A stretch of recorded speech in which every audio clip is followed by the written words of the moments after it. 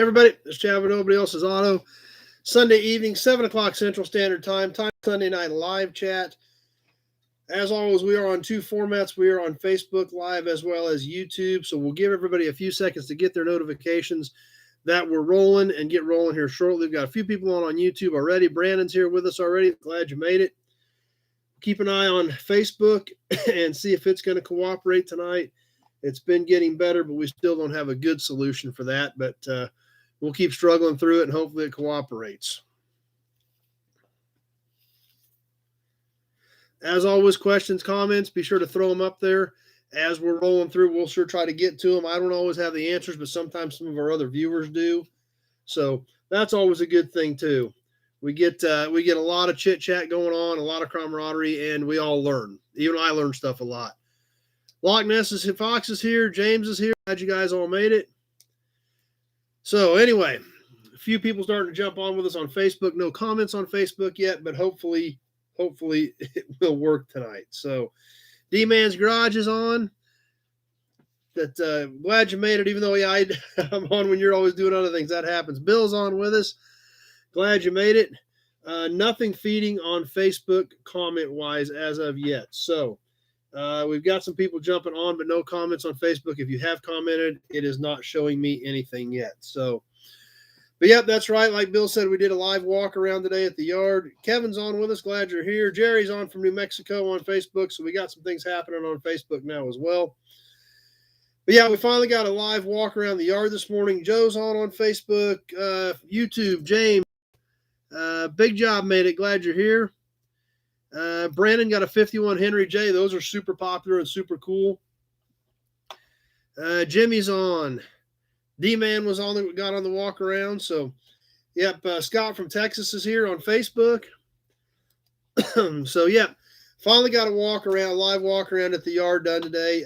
Obviously, we've been trying to get that done for quite a while. It just finally worked out. Obviously, we're in Kansas, so wind is always an issue when we're trying to do video at the yard.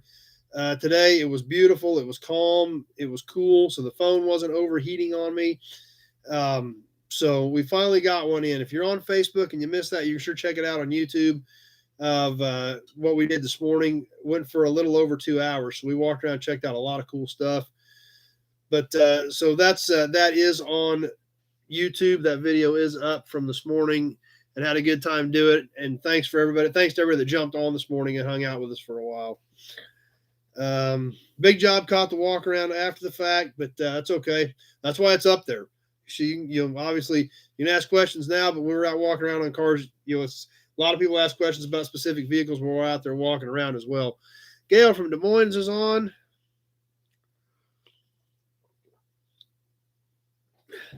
Tour Fiddler, thinking about 54 to 58 Dodge Hemis and Polys. I've got several Gen 1 Hemis. They're all intact engines, though. I don't have any pieces for them. Everything I've got are still basically complete engines. L and NC liked the walkthrough, but didn't have a keyboard at the shop. So he kept yelling at the screen, but didn't have a keyboard to comment. So Rico and Jess are here. Kevin, always amazing how you can walk backwards so much. Well, I have a pretty decent idea where stuff is sitting out there. So, I'm obviously pretty familiar with the layout of things. Over there on the north side of that stuff I just bought a couple years ago, that's a little tricky because there's a lot of stuff laying around over there and it's overgrown.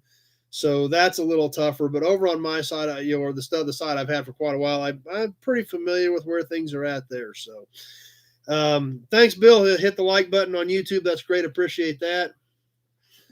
Not much coming in on Facebook, so hopefully you guys are hanging in there with us and the feed is good. We've got several people jumping on there, but not a lot of comments pouring in. So let's see. The yard's like his living room. We'd walk through with his eyes closed. Yeah, fairly close. Not quite that good, but yeah, I got a pretty good idea where things are at. So, yeah, there again, talking about Gen 1 Hemis again, I've got a few Chryslers, a few Dodges, and a DeSoto. So I've got kind of a mix of them. I don't have any 54s or 92s, though, so I don't have any of those real rare ones. Old School made it tonight. Glad you're here. Joe, 54 Chevy Bel Air, turn signals, lenses, and buckets. I don't have any lenses and I don't have any housings that are solid. The ones I've got left are rusted out. Mike and I was here. Loch Ness had enjoyed the walk around as well. Like I said, they're fun to do, and it's a fun when you guys get on with us to do it. It's a lot of work, and like I said, we walked around for 2 hours. We got nowhere close to seeing everything, but we walked around for 2 hours and checked out a lot of stuff. So Old School found an 83 Tonka Silverado yesterday. Those are cool pieces too. Love those 80s era steel Tonka toys. Those are kind of almost getting towards the end of the metal Tonka toys. I don't know when they went plastic, but that stuff from the 80s was still metal. Always dig that stuff. Big Job. Yeah, I saw. Yep, Big Job saw his truck. Is the Big Job. I don't know if it's a Big Job or Super Duty, but it's super cool. Who thinks Big Job needs to come down and get that thing? He's been talking about it ever since it came in. So, and it is a neat old truck. So 68 Ford F800. I don't know if it's called a Super Duty or a Big Job is what they call them then. There is a video on it if you want to check that out. Be sure to watch that video and check that truck out. Big custom aluminum flatbed. Neat truck. Let's see. Steve, do you have people that work for you or a one-man show? I am a one-man band. I do everything, pretty much. Dan likes the 55 DeSoto wagon. That was super cool. Big Job says it was a Super Duty at that point. So I will get back to you in just a second, Steve. Let me get caught up on Facebook, and then we'll get back to that. Pete, we just got a 41 K5. Going to be hit me up when we get a list going. That's perfect. I've got a lot of K-Series International stuff. So that's right, Bill, 58 Ford Retract. But back to Steve. No, I don't have anybody that works for me. Multiple reasons. One, this stuff is so specialized that it would be almost impossible to hire somebody to go do it. There's no computer system for this stuff. Obviously, a late model vehicle, you put the VIN number in and it populates everything and you just check the boxes of what's good and what's not. On a stuff, there is no computer system for that. You either know it or you don't. So it'd be extremely difficult to find somebody with the knowledge to do it. The other problem is it is considered high risk as far as insurance. So work comp is very expensive to add somebody to help do that. Plus, and the other thing is are they going to do it the way I want it done? And a lot of this stuff being so specialized, making sure you get stuff off without damage, you got to make sure you get it packaged.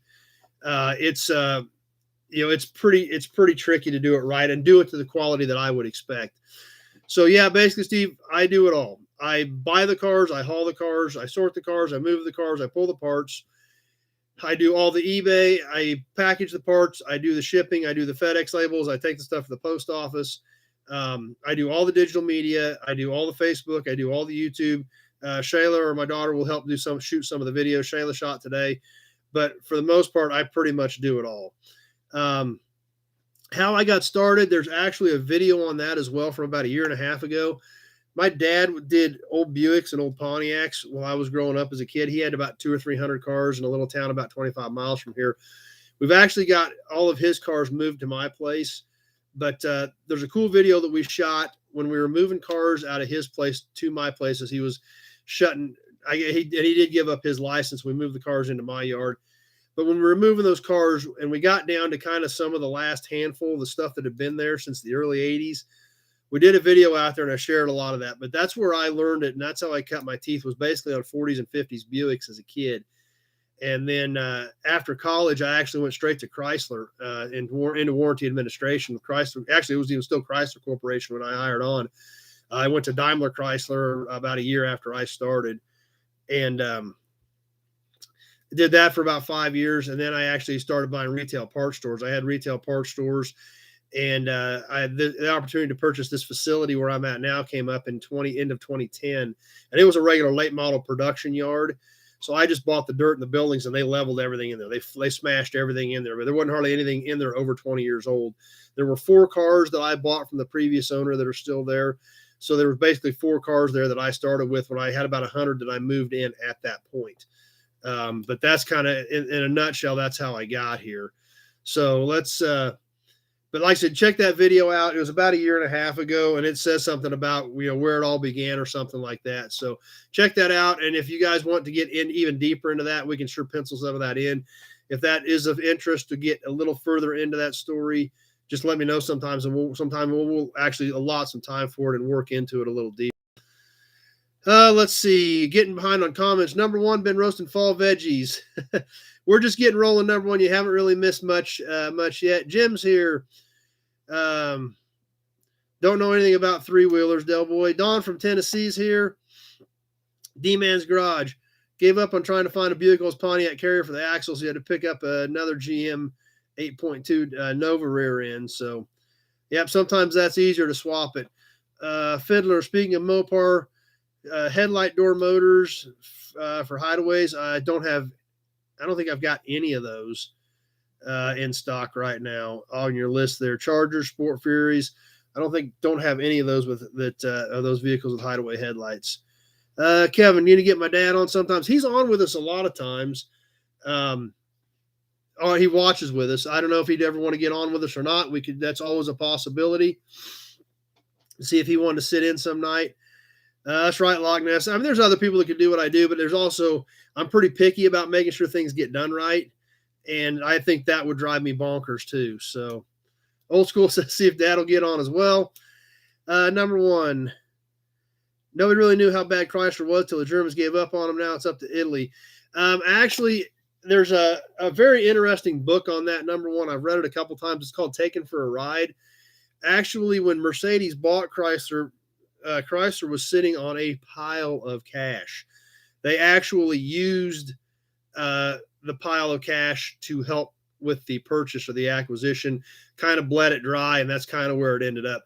But I don't remember who wrote it. I have read it. I do have a copy of it. I did buy it. It's called Taken for a Ride. It was by some guys that actually, I believe, worked for the Detroit Free Press that wrote a pretty in-depth book on that scenario, and it's pretty interesting. But it's called Taken for a Ride, and that's pretty much what happened when Daimler bought Chrysler. Mary saw the video too. Glad you checked it out, Mary. Alan from Massachusetts is on. But yeah, number one, that was kind of it. It was kind of a bad deal, I guess, is the best way to put it. But it's interesting. I actually lived through it. I've still got my day one packet from when that happened. I've got my first business card said Chrysler Corporation on them, and then obviously they switched to Daimler Chrysler. But yeah, I went through a lot of that personally. I was based out of Detroit, but I never actually physically worked out of there hardly at all. I was assigned to different dealerships across the country, so I traveled a lot.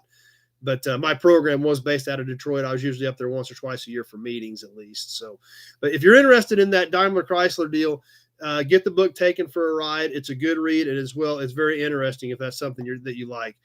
That's right, Loch Ness Fox. I would have to clone myself. That'd be about the only way I would get it done the way I want to get it done. Let's see. Hey, would people on this group be interested in Nobody's Page to buy and sell collectibles to further their hobbies? That's always something I'd have to figure out how to do it. I'm not sure about that. So, that's right, Fiddler. I agree. Like I said, there's other guys that can do this, but you've got to have the years of experience, and that's what makes it tricky. And then when I move cars and the way I set rows up and set sections up, I mean, I get particular about how I want that done, even though I don't keep up with it as well as I should have. Eventually, one of these days, I think it'll get the way I want it. Mid-70s dualies, single cab dualies. I've got a Ford is the only. I've got a 78 Ford is the only thing I've got that's a single cab dually in the 70s right there. There we got there. Fiddler got it. Fiddler put it up there for us. Taken for a Ride: How Daimler-Benz Drove Off with Chrysler. Paperback, June 19, 2001. Bill Vlasic. Yep, that's it. It's a great book on the topic. So if that's a subject you want to know more about, that's where I would go to get that information. As a matter of fact, I probably ought to read that again. It's been a few years since I read it. I've read it 2 or 3 times.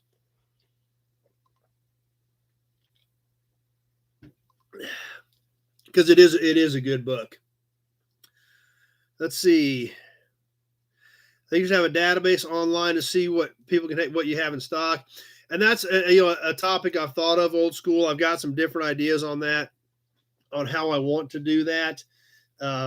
I've tossed several ideas around on that, but my problem is it literally changes all the time.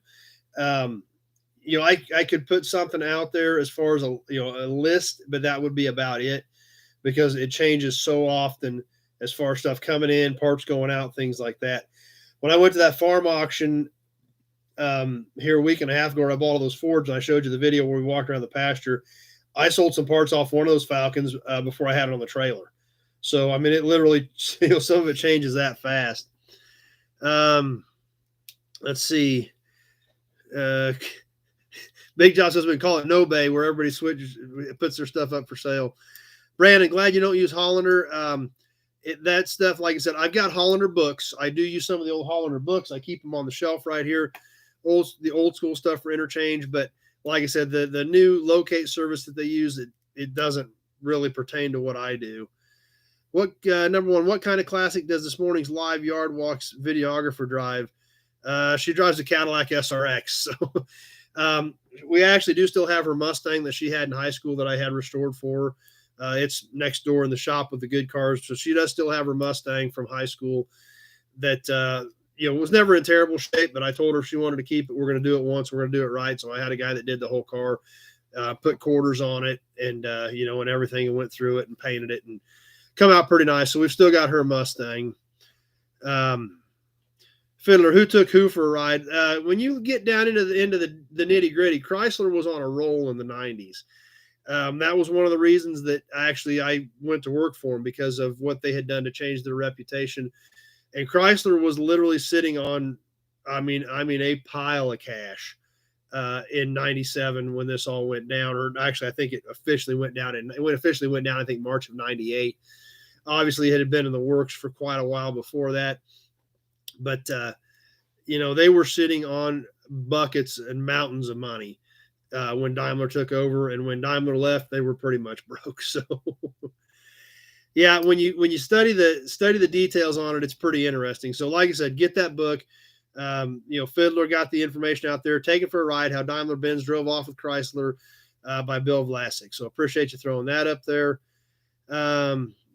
D-Man, Ray, willing to trade my restored dune buggy for a nice late 80s, early 90s K5 Blazer, or if not so nice, cash on top, just something solid.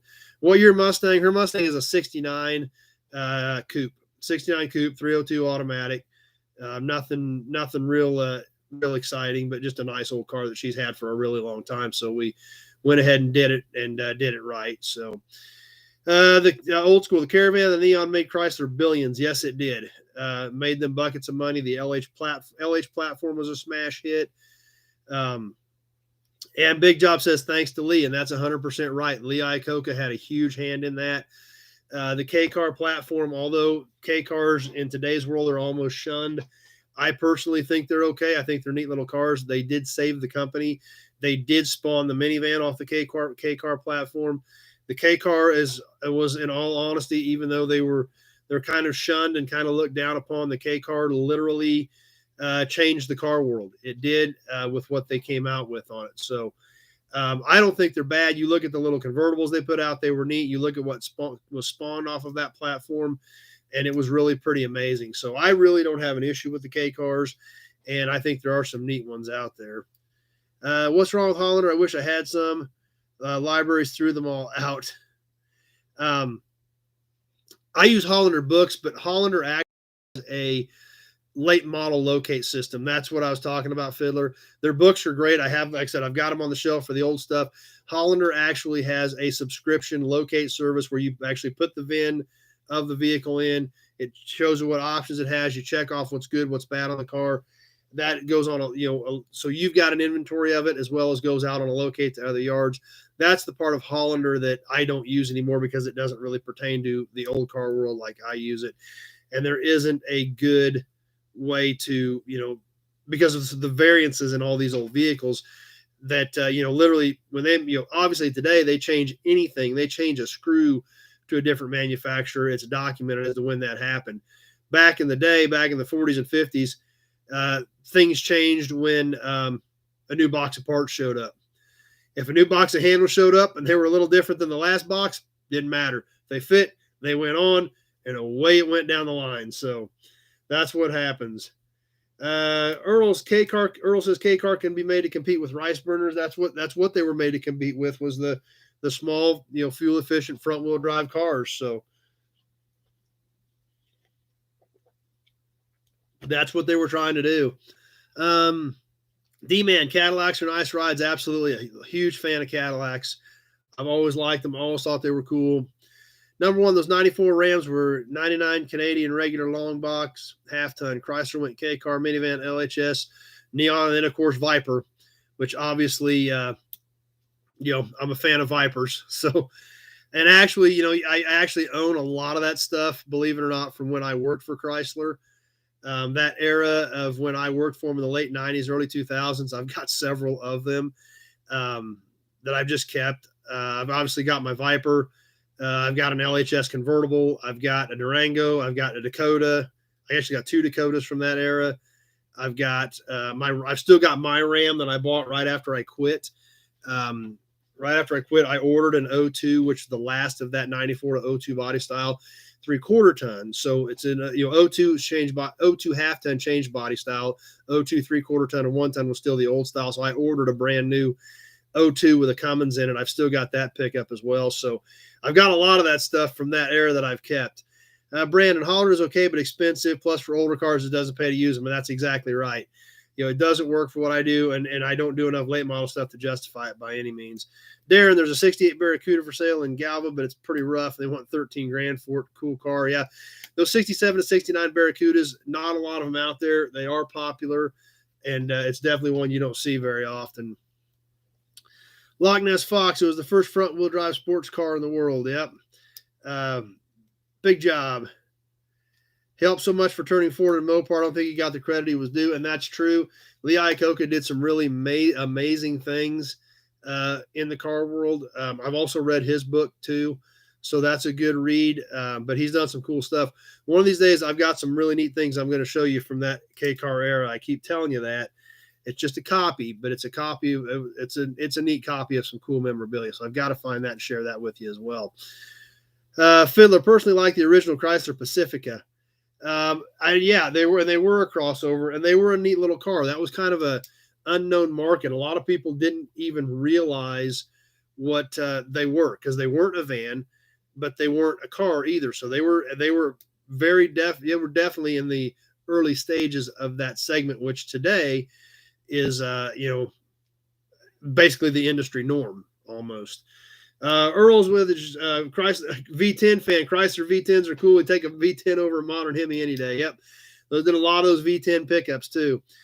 Drew, yes, I do still have the 56 F600. Jim, PT Cruisers are neat. Yeah, the PT Cruiser was a big deal. That I was still with the company when those came out, and that was huge. I remember how big a deal those were. I mean, people were clamoring for them, and it was pretty neat. It was a groundbreaking design. It was a neat little car. Interesting fact, though, when those cars came out, I believe it was 01. I think those cars came out as an 01 model year, if I remember correctly. And I'm thinking back here, but I think the 2000 model year Dodge pickup was a very short year on the model run, because the PT Cruiser actually was classified as a truck due to cargo space for cafe ratings. It had enough cargo area. It fell into the truck category. I think the PT Cruiser was introduced as an 01. So the 2000 model year of the Ram pickup was actually a very, very short run, because they wanted to get into the 01 generation so they could factor the PT Cruiser in to their cafe ratings. So kind of an interesting, fun fact there that I just remember, because, and there again, if I hadn't been there and lived with it, I would have never known that if it was something that I hadn't dealt with. But so an interesting fun fact about the PT Cruiser. Kevin, the Cordoba did well. His daughter had one. I think the Cordobas are cool cars. The Cordobas, the Magnums, those late 70s Chargers, neat cars. I think the Magnums are very underrated. They've got great style, and they're cool looking cars. Cool personal luxury coupes. I know my buddy Robert's got one, and I think they're neat cars. Number one, isn't the PT a Neon? I think it was based off of that platform. Bill, do you own a Prowler? No, I do not own a Prowler. I would like to have one, just because I've got so much of the other stuff from that era. There again, that's what I remember when I was with the company is, those were on the showroom floor of every dealership you went to. The Plymouth Prowler was a huge deal, a huge splash, shook the automotive world. I've actually got the original press release packet from 97, a complete one that was originally sent out to the press. It's got the slides in it and everything. That's a cool piece too. I ought to dig some of my Chrysler stuff out for some of you guys one of these days. Some of that late 90s stuff, since if everybody's this interested in it, I can dig. I still got a ton of that stuff I can dig out and check out. That's right, Jim. You can pack about anything in the back of a PT Cruiser with the seats down. The Dodge Avenger Coupe was a short run and never got its due. And that's very true as well. Number one, they actually had that available in an RT. The Coupe was, those were Mitsubishi based platform, the Chrysler Sebring, the Avenger Coupe. The Chrysler Sebring was actually a Chrysler. The convertible was actually a Chrysler. But yes, the Avenger Coupes, especially the RTs, were neat cars in their day. And you're right, they never really did get their due for what they did. D-Man, is Facebook working now? I don't know. I've still got a few people on Facebook the way it looks. We don't have any comments coming in. So I hope everybody on Facebook is still hanging in there. YouTube's keeping me pretty busy over here, so I'm keeping an eye on Facebook, and we're not getting overrun over there.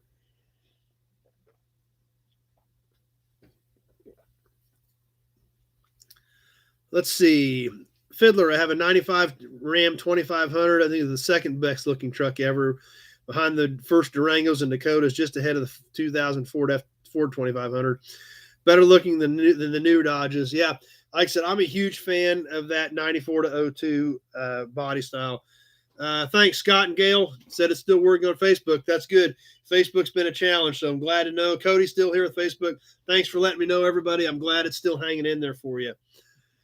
So, yeah, I'm a huge fan of those trucks. I've still got mine. Like I said, I ordered a brand new 02 3/4 ton Cummins with a 5-speed extended cab long bed 4-wheel drive sitting next door. I think it's got 89 or 90,000 miles on it. I don't know. I haven't driven it in about 2 years. So, but it's still sitting in there. G. Earl wants to see a V10 shoehorned into a PT Cruiser. That'd be pretty interesting.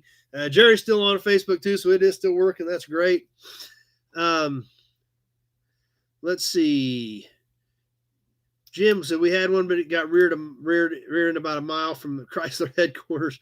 Darren loves his Ram and Challenger, even though it just sits in the garage most of the time. Randy, we're doing good here, even though you're a little bit late tonight. Randy got something else today. Well, don't keep us in suspense, Randy. Let us know what you got. Number one, do they have all-wheel drive? If that's the Avenger Sebring platform that we were talking about, I don't think it is. Let's see. Jim, anyone driving I-75 can see the ads on the headquarters building. Chopper 1's back with us. Glad you made it, Chopper 1. Thanks, Bill. Bill says hit the like button again, everybody. I appreciate the support, and I appreciate the likes that you guys all throw up. Appreciate the shares. If you're on Facebook, throw a share out there. Get your friends on with us. Same thing with everybody on YouTube. Number one's been bringing a lot of friends over, and that's great. I appreciate everybody's support and help in bringing new people in to hang out with us. Mix here a little bit late, but that's okay.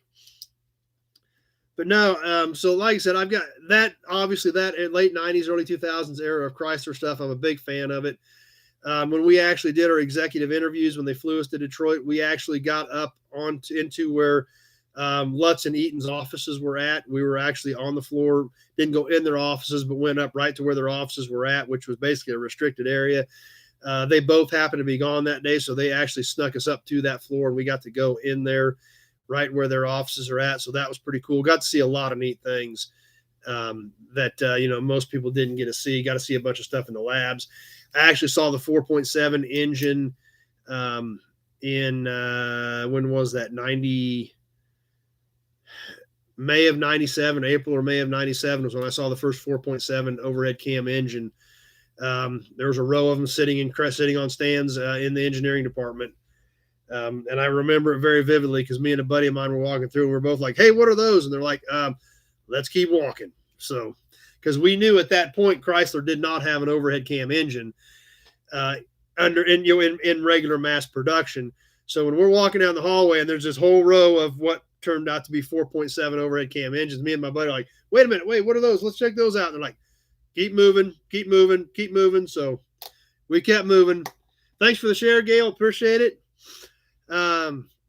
Fiddler, my sister wants a Dodge Magnum station wagon, but all the Midwest ones where she lives are dead and rusty, and the West Coast ones are expensive. And those Magnum Wagnums are cool. That's true too. Those are neat little cars.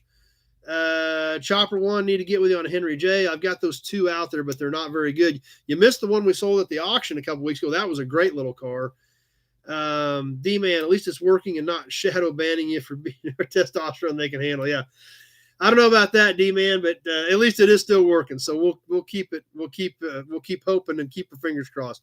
Randy got a 64 Beetle with 62,000 miles on it, an estate purchase. Sounds like a neat little car. And finding good, clean, solid, original 60s bugs is getting tough. So that sounds like a good one. Fiddler, been hoarding the in-dash navigation radio CD player for an 05, but can't find a car to put it in.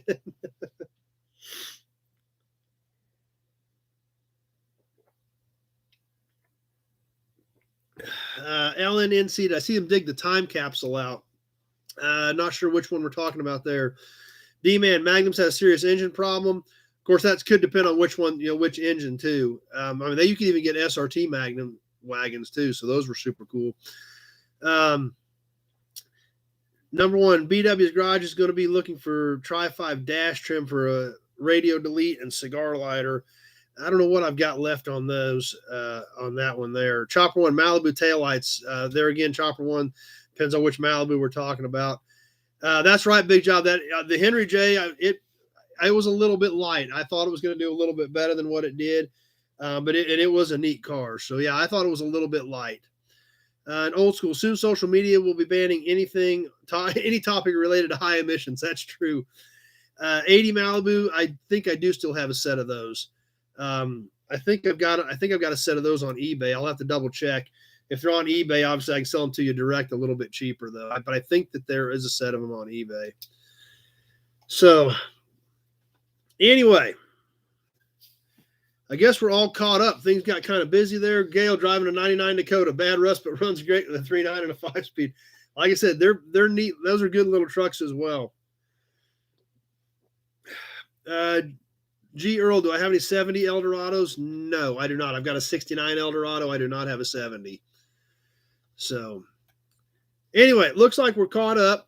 So I guess now that we're 30 minutes in, let's get into some of my notes, which is great. I don't care. I make notes to make sure we don't get stumped. If we've got stuff to talk about, my notes are not that important. So let's see. Fiddler, D-Man, which engine? Yeah, I don't know which engine was the ones that they had issues with in the Magnum, so maybe you want to throw that in there. Number one, here comes Badge Engineering. Oh, wow, thanks. Thanks, Alan NC. Hit me with a super chat. That's awesome. Thanks, guys. I still can't believe when you guys hit me with super chats. That is so awesome that you guys think enough of what we're doing to throw some super chats out there. That's great. So thank you very much. I appreciate that. Super excited when you guys do that for me as well. So the 57 Plymouth. Yes. The 57 Plymouth that came out of the time capsule in Tulsa. Actually, I read an article on that car just this week. It was in the current or the last Old Cars Weekly. They had an article on that. I will dig that out if you guys want. It is in a museum in Illinois now. So I can dig that out and get you more information on that because there was I literally just read an article on that car that was in Old Cars Weekly about what happened to that car. So that's an interesting story on that car. So I'll get a little bit of that out too. So anyway, what else has been going on in the world? Meekum had another great auction this weekend. Chattanooga, it had the first one. All right, Al, I'll make some notes on that 57 Plymouth for next week. And we'll talk a little bit about more what the outcome of that car was. So, Fiddler, we should have an old car cruise to your yard. We drive cars using parts we got from your yard. That'd be kind of a neat deal. That'd make a cool video, wouldn't it? So, We've actually kind of done that on Rocky Mountain Race Week. My good friend Eddie, and now I didn't know him at the time, but I know we talked a lot about our Rocky Mountain Race Week on here because obviously I'm involved in it and we do it and we have a lot of fun. But we were actually here 4 or 5 years ago when we were here. A guy come up and said, "Hey, you got a hood for 55 Pontiac?" Because his had blown up like the couple days before he was heading to Great Bend to start race week.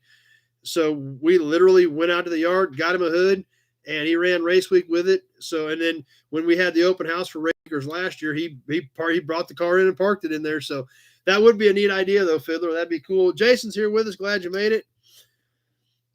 But actually, Meekum had Chattanooga this weekend, the very first time they've had a sale in Chattanooga. Literally right before I got on, my buddy Jim Wicks called me. He was on his way back from Chattanooga, and very strong sale. He said huge crowds, almost a little bit too much. They literally said they literally had auction cars parked in a parking lot and a parking garage a block and a half away from the venue, and they were having to drive the cars in to get them across the block. So it sounds like it was a heck of a sale. He said just tons and tons. He thought there was more people in Chattanooga than there was in Vegas. And I asked him why did he think it was because it was a new sale? And that's kind of what he thinks is because it was a new sale in that area. There's just a lot of people that had never been to one, and it was the opportunity, so they took it. But huge crowds, strong sale. Of course, everything's been strong lately. We know that. Some cool things that I noticed. A couple comments here. G. Earl loves this channel. I've been following on Facebook and YouTube for a while. The first time he's caught the live. Thanks. I appreciate that. I appreciate the kind words. I appreciate the support. Like I said, I'm just the one that gets to sit here. It's all you guys that make this happen. If you guys weren't on here hanging out and chatting, we wouldn't be getting anything done. So anyway, let's see. Those late 40s, early 50s Fiddler. Our cars are so sleek from the back, but so crude from the front. Yeah. Old school. Yep. There is definitely a shortage for good used cars as well. Big job. When's the next F&E auction? We will have another one a year from now, next October for sure. If we have some stuff pop up, I mean, we may have some stuff in the meantime, but as of right now, we've got we're locked in on our regular annual one for now. But, there's always the possibility of estates and things like that popping up with old vehicles that we would absolutely look at handling too. So Tim L's here. Glad you made it. But like I said, some cool stuff that did happen at Meekum that stood out to me. Western Buzz and Mr. Good Pliers chime in. I don't know if Tim's on here or not with us as far as I haven't seen him jump. He's been on here sometimes, but I haven't seen him jump on in a few weeks and comment. So I don't know what Tim's got going on tonight, but yeah, I haven't seen him on here in a little bit. But they did have a lot of cool stuff. They had some things that caught my eye. Of course, they did have some 82 Camaro Indy Pace cars, which I've got one of those. That's a low mileage original car, so I did see some of those pop up. But there again, where I started seeing a lot of numbers that were shocking, once again, like we've talked about, 80s and 90s stuff, those 82 Camaros they had did really well. 95 Ford Lightning pickup, just like we talked about last week with the Dodge pickups, with the SRT 10s, the 95 Lightning with 20,000 miles, $44,000. I mean, that's what we're starting to see on this 80s and 90s stuff. So kind of crazy. But that's what, that's what's happening. We're seeing those shifts. They did have a Shelby Charger, 11 grand. They did have an Omni GLH, 86 Dodge Omni GLH, which we've talked about on it before, 11 grand. Nobody in a million years would ever have thought those cars would start to be bringing those kind of money. Let's see. Fiddler, what city was Chrysler plant you work at? I actually didn't work in a plant, Fiddler. I worked in warranty administration. My program was based out of CTC, which is Chrysler Technology Center in Auburn Hills. That's where my boss was at. I traveled to dealerships constantly. I traveled every week to a dealership. So I wasn't in a plant. I was in warranty administration, basically as a dealership consultant, service department consultant. We were based out of warranty administration, but I went in and looked at why a dealership would have excessive warranty expense. Was it because they weren't getting their tickets written correctly? Were they not dispatching the right jobs to the right techs? Were they not training their techs? Was their parts department not getting the parts they needed? Were their Was their paperwork not getting done right, and the right labor ops not getting put on the correct repairs? All that stuff is what I looked at. So I wasn't in a plant. I actually I traveled every week, and I went to Detroit once or twice a year for meetings, depending on what was going on in our world in warranty administration. My title was technically field warranty specialist, but basically it basically boiled down to a service department consultant. And if they were having trouble with their warranty paperwork or warranty repairs, they were typically having trouble with their customer pay repairs as well. So we tried to make the entire dealership service department work more efficiently and more effectively is what my job was. Number one, 82 Camaro with digital dash. No, these are sweep gauges in the 82 still. They're still a regular sweep gauge dash. Now, my 84 Corvette did have the digital dash in it when it came out. Of course, my Corvette is technically an 84, but it was a very early build car. It was the 2001 built in March of 83.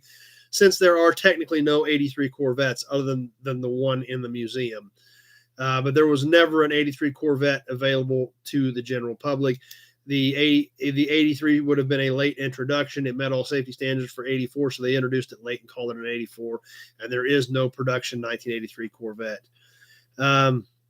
Jason, scored my Edsel horse collar grill wall hanger. Great wall hangers. I've got them too. Excited that you got one. Any 94 to 96 Impalas, nothing there right now. Once again, we sold one at the auction a couple weeks ago, but I don't have anything there. Darren almost bought an SRT Ram instead of his Challenger, but research said those trucks have a ton of problems. Never been around them all that much, other than it is essentially a Viper drive line. So, but I don't know what the overall opinion is of them, other than they're starting to get more and more popular again. Riviera's Part 66. I got a message on them today. I assume that was you. I'm going to dig them out tomorrow and look them over again, and I'll give you a shout back on it. I do have you written on my notepad, so I've got your number written down. Fiddler, Auburn Hills is near where I was born. Live near the Packard Proving Grounds near Utica. That's cool. Chopper One, is that when they did the Crossfire? Yes, that is the era of Crossfire. And my 82 Z28 Indy Pace car, pretty nice car. It's got 26,000 miles on it. It is carbureted. Crossfire was available. Mine is carbureted. My 84 Corvette is Crossfire, but the Camaro is actually carbureted. D-Man Garage loves his Hutmobile wall hanger that he won. That's cool. If you guys were honest when we gave away the Hutmobile grill shell, D-Man got it. He actually put a video on YouTube of him hanging it on his wall. So be sure to check that out as well on D-Man's Garage Builds if you want to see where the Hutmobile grill shell ended up at. So that's right. Number one, Crossfire was a short-lived deal too. Corvette used it in 82. And then, of course, on the 84 and 85, they went to Tuneport. So it was literally a 2 or 3 year deal. Bill, is there an 83 Corvette promo? I do not think there is. I've got 84 promos, but I don't think there was even an 83 promo that was ever issued that I know of. So because 83 would have been the 30th anniversary, and I don't think they ever did. They did the 84 Corvette promo. One of them, they did make a silver run, and I read somewhere years ago that they made a batch of silver ones as kind of to commemorate that it would have been the 30th year of the Corvette. So whether that's true or not, who knows? But anyway, so obviously strong sale at Chattanooga. Looks like things are going to continue. We do plan on going to Meekum, Kansas City in December. If any of you are going to be there, be sure to let me know and be sure to look me up there as well. That's the next thing I've got going on as far as Meekum, other than just kind of keeping up with the market and studying how things are going and kind of keeping tabs on what's happening in that world. So SEMA's coming up. Definitely want to keep an eye out for that, because when we can start getting to SEMA, we start seeing a lot of super cool builds as they start unveiling them, showing off new technology, new builds. So a lot of stuff coming up on that. Be sure to stay tuned to a lot of that. There's going to be a lot of that popping up on all these formats, Facebook, YouTube, over the next several days and weeks as we roll up closer to SEMA, because it is a go this year. So, D-Man, what's the chance to have a 215 Jetfire setup for the Olds 215? I do not have anything there at all.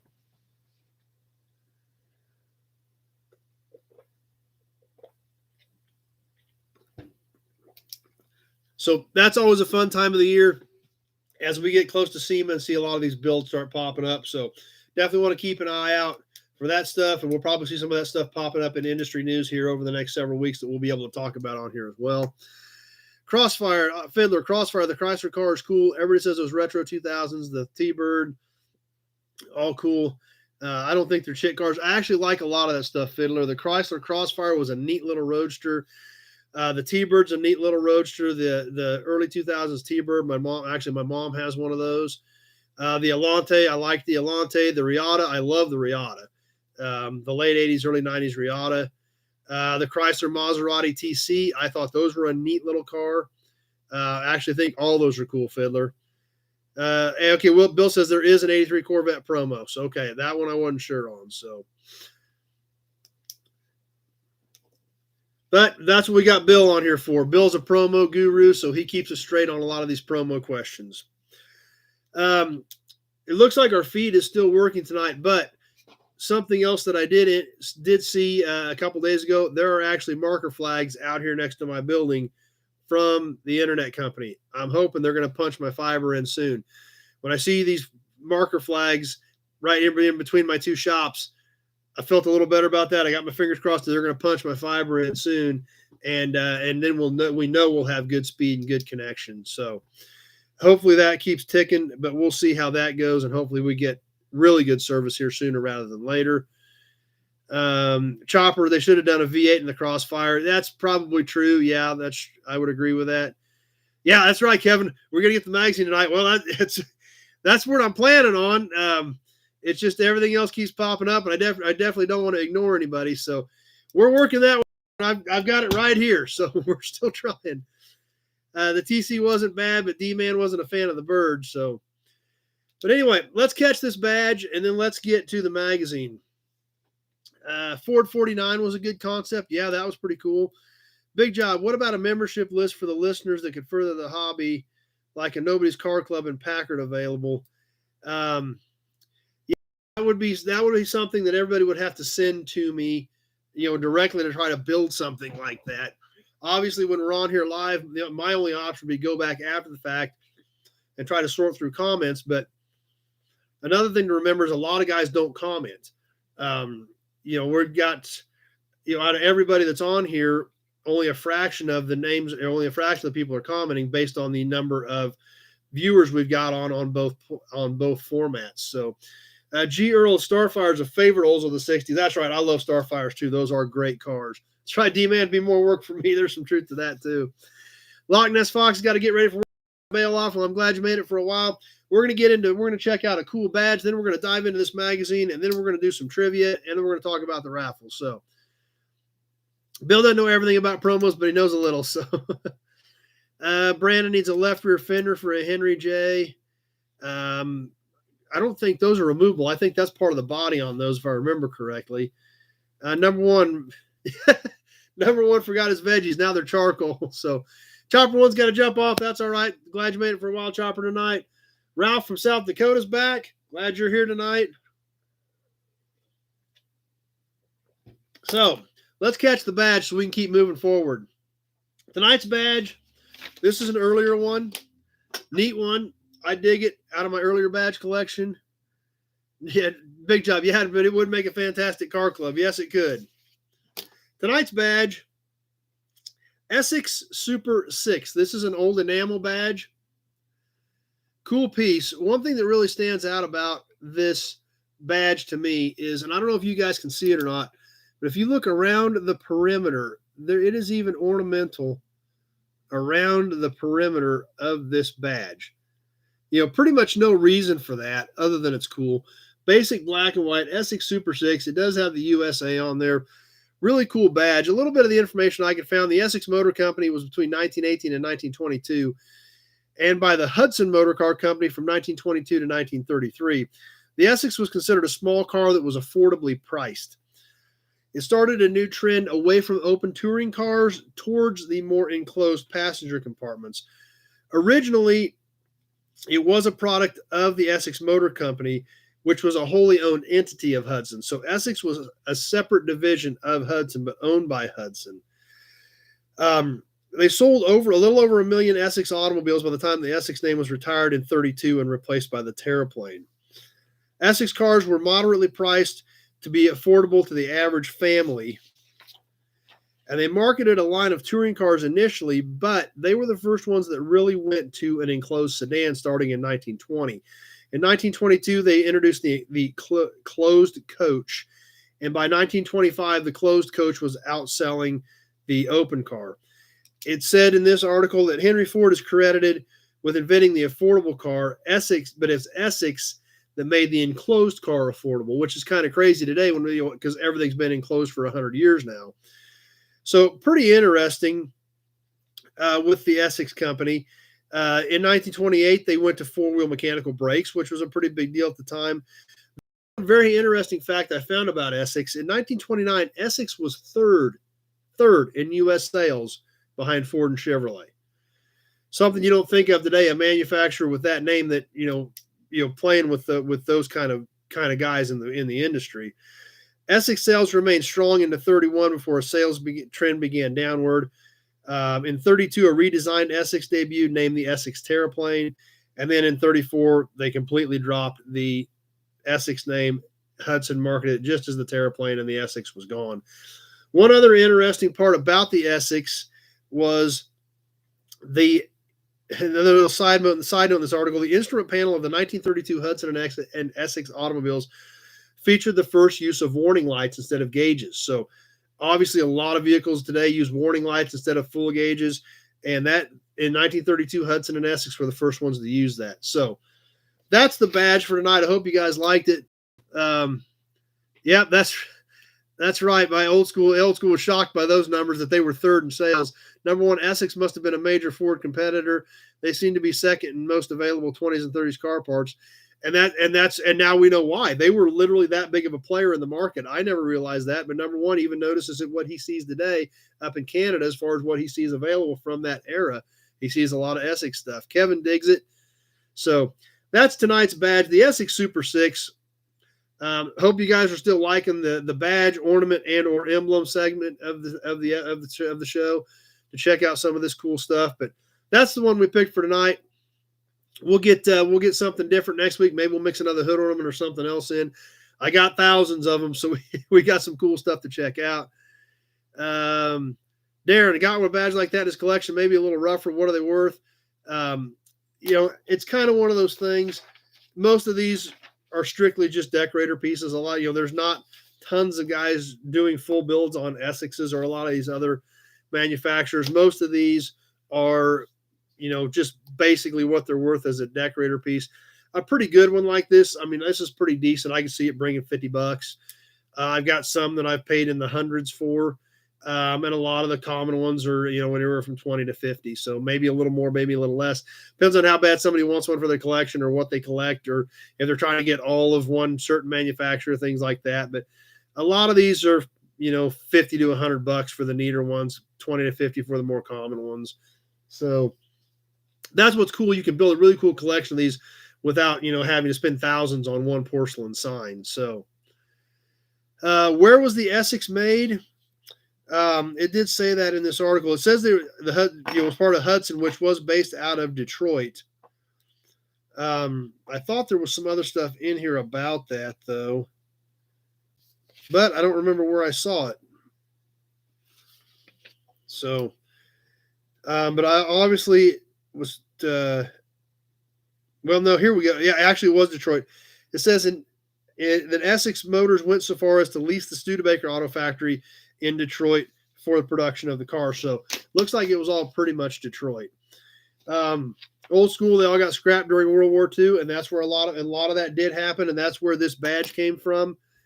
If you guys remember, I bought a ton, and I mean a ton of badges from a gentleman in Missouri who was helping a family clean out an estate, and their dad, would have been his dad, their dad who was in his 90s, his dad in the 40s and 50s, 30s, 40s, and 50s had a scrap yard.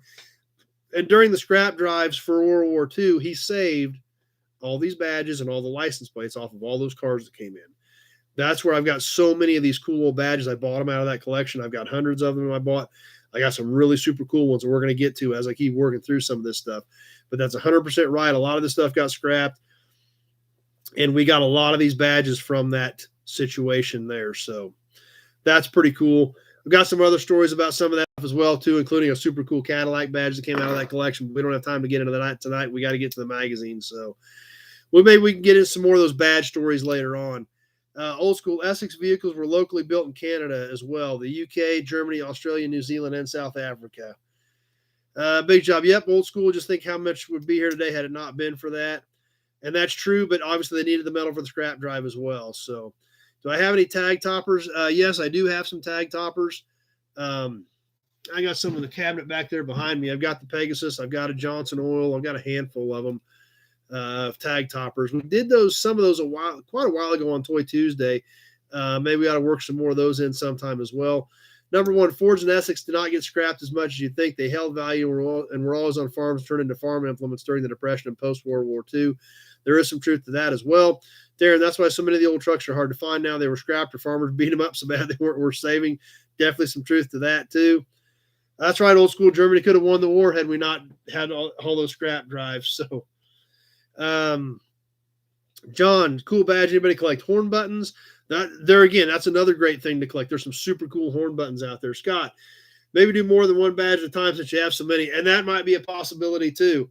Work in a couple of them instead of just one.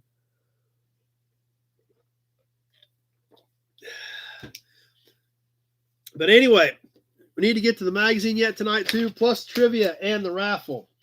Tonight's magazine, like I told you last week, we're going to move up into the 70s again. We haven't done it. However, unfortunately, I grabbed a magazine from 1979, was all excited, as I know many of you are, for Turkey Hunt, and there was no Turkey Hunt in this magazine. So thought we would have it, but didn't have this one. So hate to disappoint everybody, but we're going to do the magazine anyway because there's some cool stuff in it. That's right, old school. We'd all be driving Beetles at this point. So D-Man's excited for the next raffle. Is there an Essex Terraplane website or fan page out there? That, Kevin, I am not sure about. Number one, what do you guys do to your stuff down south? Almost every farmer in Alberta has every truck it ever had still running, not used, but running.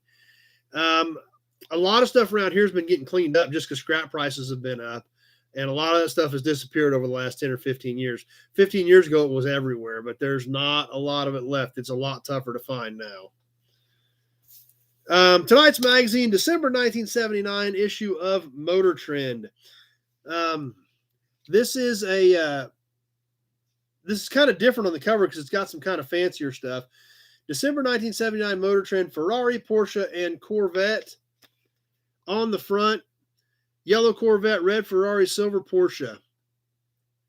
What we've got in here, like I said, and that's the problem. We get into these just strictly car magazines, and there's so much cool stuff in here.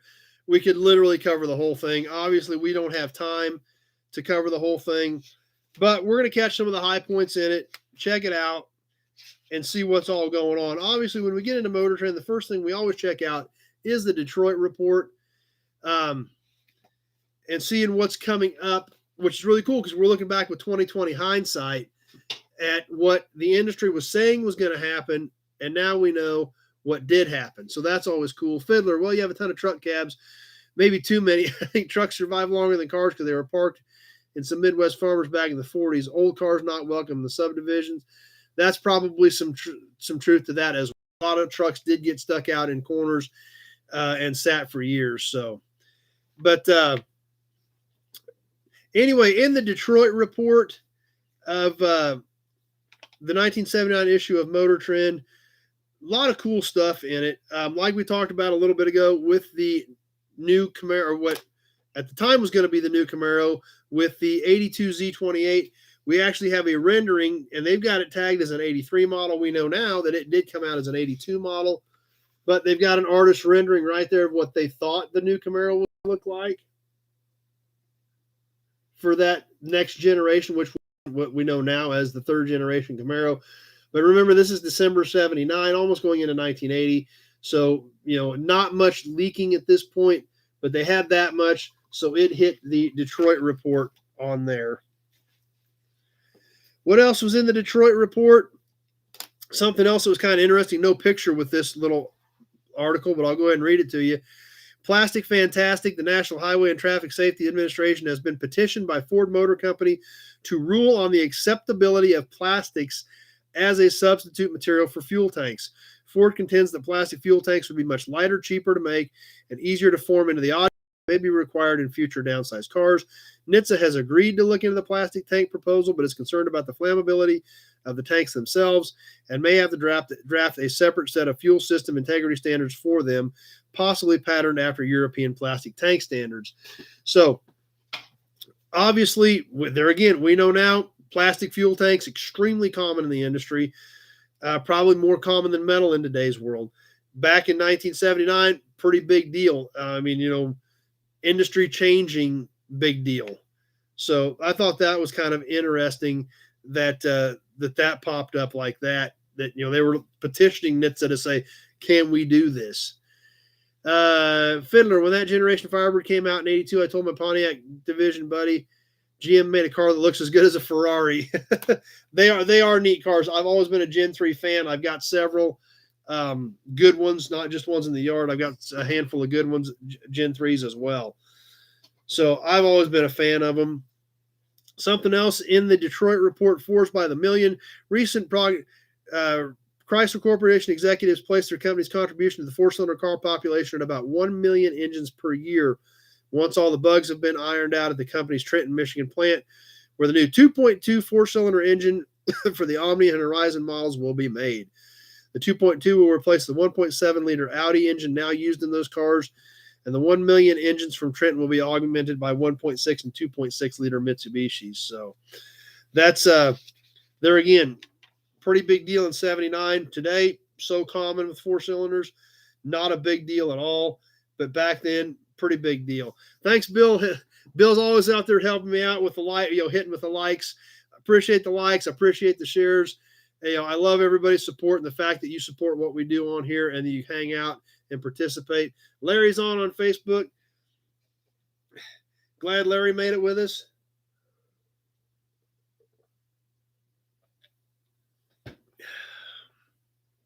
One other real quick thing in the Detroit report before we get into a couple of articles and then catch some ads.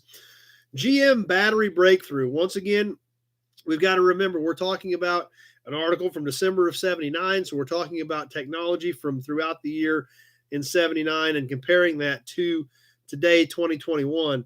GM battery breakthrough. In a Washington, D.C. press conference, GM President Pete Estes showed GM's old Electrovet automobile powered by a system of new zinc nickel oxide batteries.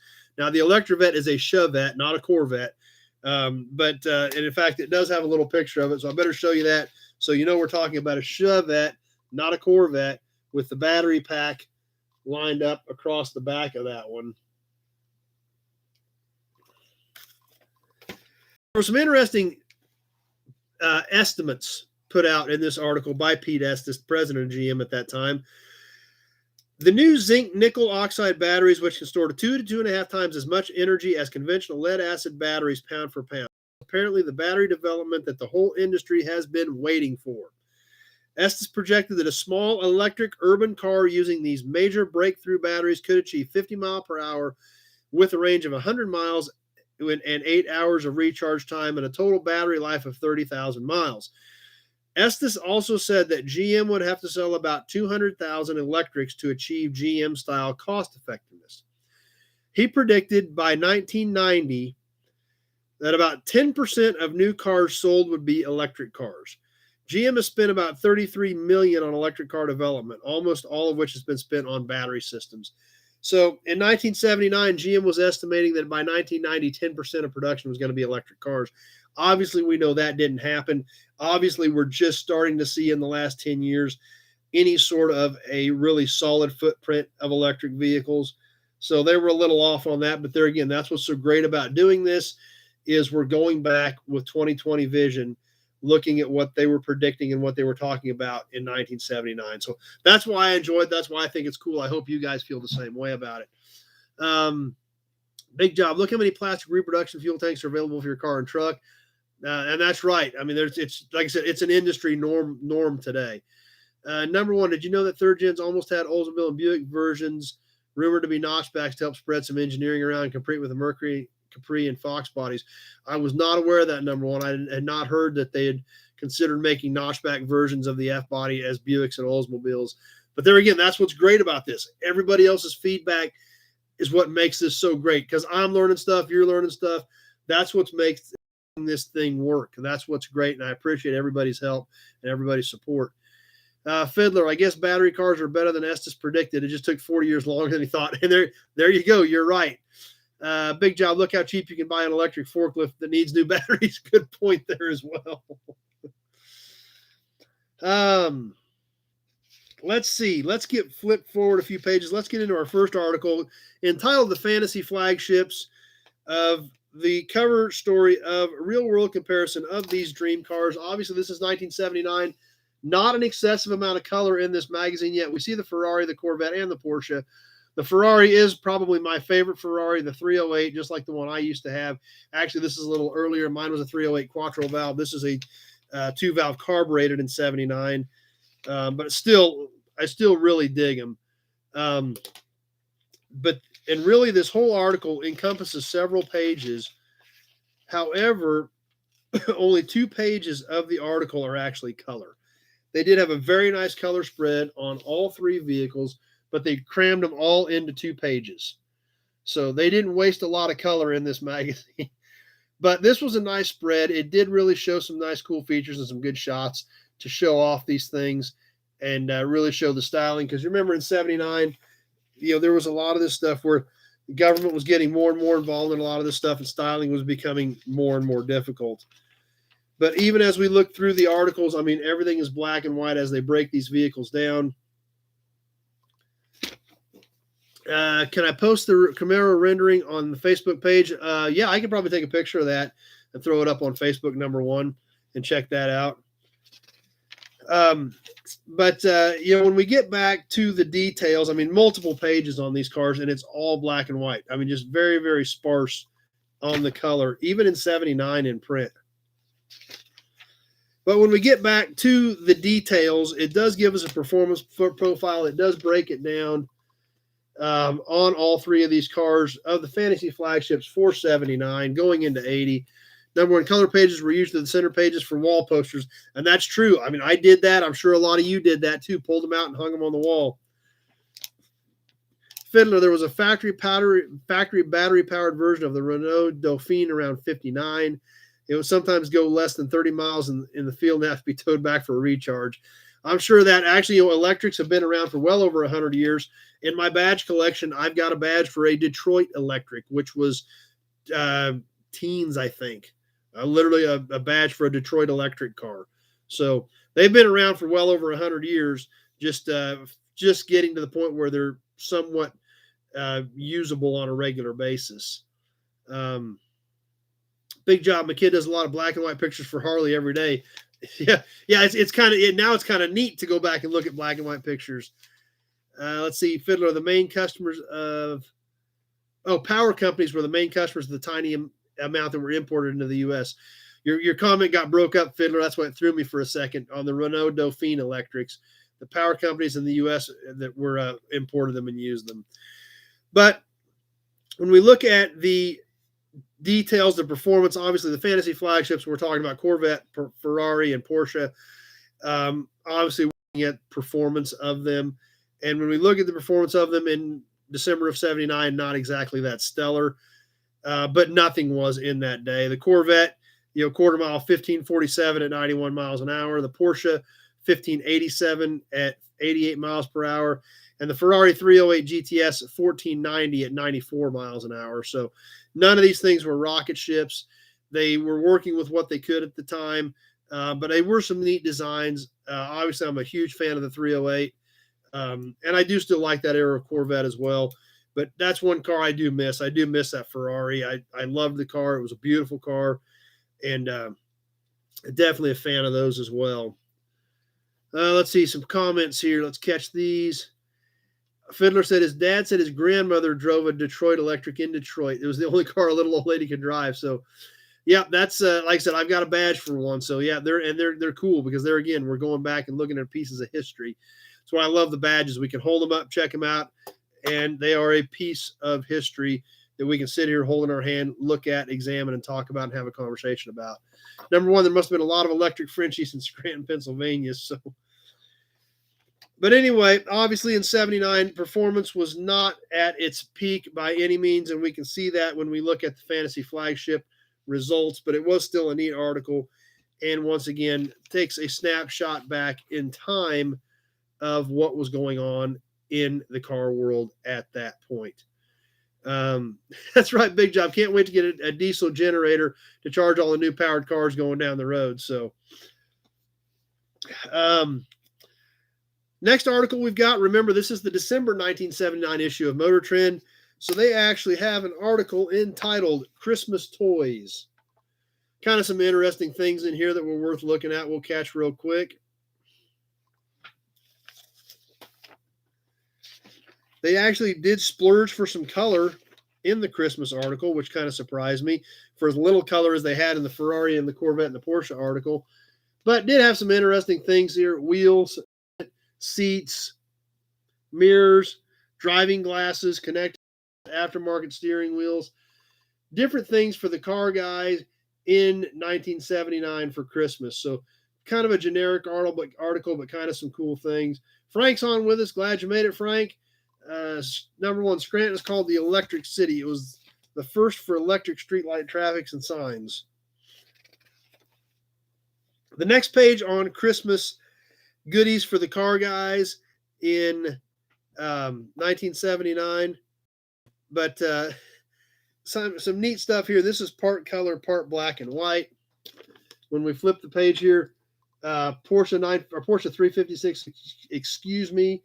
These were Automobilia Intermeccanica can make these for you. So these were, I don't know if these were a kit car or an actual production 356 replica that were available for $16,000 in 1979. The belt buckles, turbo, more wheels, horns, shocks, all kinds of cool stuff. So, it kind of an interesting thing. What really, to me, is really interesting is this 356 Speedster here. This replica or whatever it was available for $16,000. You could pretty much buy a real Speedster for that in that time. I've got a buddy that's got one, and he bought his in the early 80s, and I think he only gave 12 or 14 for a real 356 Speedster that, fortunately for him, he still owns. So that seems like an awful lot of money, considering that's about what the original ones were bringing at that point. Fiddlers, for the new car and truck shortage, if the government would let the car makers sell chipless cars during the chip shortage. Yeah, slap a box on it and a Holly 4 barrel. That's another good point too. Number one, fiberglass bodies on VW pans. That's probably exactly what that is. I've never heard of the Automobilia Intermeccanica, but I guarantee you, you're probably right, exactly right on that. So that's probably what that was a Volkswagen pan with a glass body. Old cars were cheap in the 80s. Yeah, that's kind of crazy to think about, but that's what some of that stuff was doing. G. Earl, even the railroad has dropped full electric for diesel electric, and that's true as well.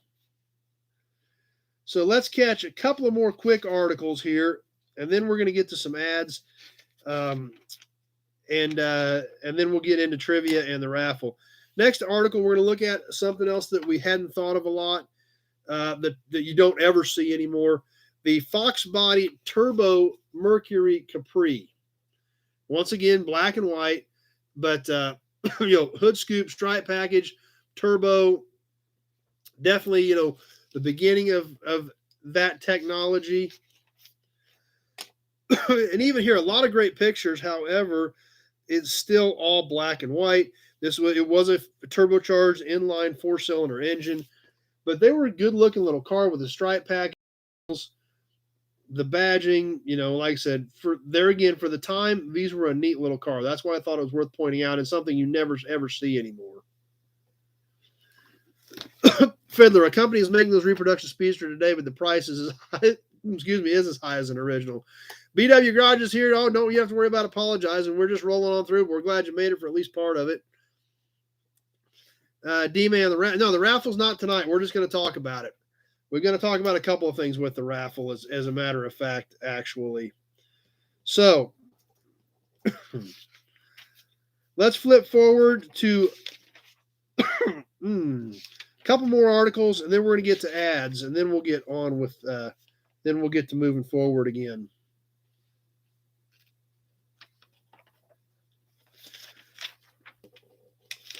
Here's another cool ad that I thought was kind of neat. Obviously, we're at the end of 79. We're going into 1980 with the new Ford pickup. The 1980 Ford 4x4, when they changed body styles, went up through 1986. Kind of a, almost forgotten era of the Ford pickup. However, they are finally starting to get a little bit of attention, starting to come back on popularity-wise. Once again, no color in this article, but some nice shots and some good details of the new pickup that was coming out for 1980 to replace the iconic 73 to 79 body style in the Ford pickup line. Let's see. Number one, that's the car that third-gen Camaro versions of. Yeah, that's right. Exactly. That's, they would have competed with would have been that notchback Capri and Fox body. So that's interesting. I had not heard that before. Fiddler, am I the only one that thinks a Fox body Fairmont Futura is better looking than the Mustang or the Capri? Well, my buddy Grant's on with us, or was earlier, and he's a Fairmont guy, so I bet he would agree with you for sure. So check his Fairmont out at Straight Six Fan on YouTube and see what he's got going on there as well. Let's catch some ads. And there were some cool ads in here, starting with this one. This was just on page number 4, and it was an awesome ad. Another truck that we don't ever see anything about anymore. It's time you considered more of a truck, the Jeep truck, the Jeep Honcho. Great color ad, bright blue Jeep pickup. Never see these things anymore. So that's a great ad. Bright colors definitely catches your eye and grabs your attention. Big job. 73 to 79 Ford like yours. Yep, they have gotten crazy popular. I do love my 78 F-250. There are videos on that truck as well if you did not catch those. But yeah, big fan of that body style because when I was a kid, that's what we hauled cars with to my dad's place was a 77 F-250 Super Cab, two-tone red and white. That truck does not exist anymore. I seen it cut up at a scrapyard 15 years ago. So when I found this red and white 78 F-250 Super Cab two-wheel drive with a 460 just like that, I was excited to get it. So I'm really jacked about that. So BW's garage just started rotting on the sale lot fresh off the carriers. Yeah. Next ad we're going to catch, just in case you missed your call today. Oh, that's right, on the Jeep. That's right. Those Jeeps did start rusting pretty quick. In case you did not get a call about your car's warranty today, we've got it in tonight's magazine from 1979, the GM Continuous Protection Plan. So it didn't just start recently. Here's a 1979 version of we'd like to talk to you about your car's warranty. Big job. They made a model like that of that Jeep. I think they did. Yeah, those were cool. Number one, those Jeep pickups paid for the designing of the Grand Cherokee that Chrysler rushed into production after they bought AMC. Yeah, I bet. Yeah, you're right. I think you're right on that too as well, because they had that technology to work with. So D-Man hates those calls as well. I think everybody hates those calls.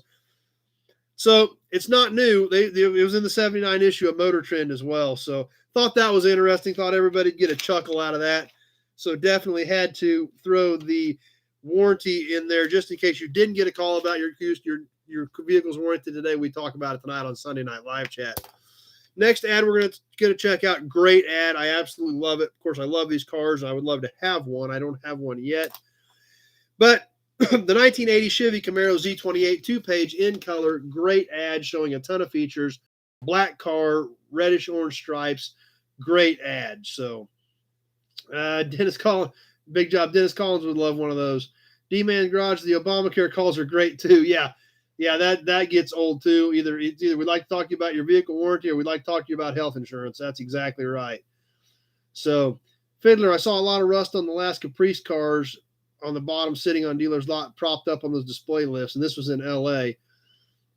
Dad says in the Midwest they're all dead from rust. I don't have a ton of rust issues in my area.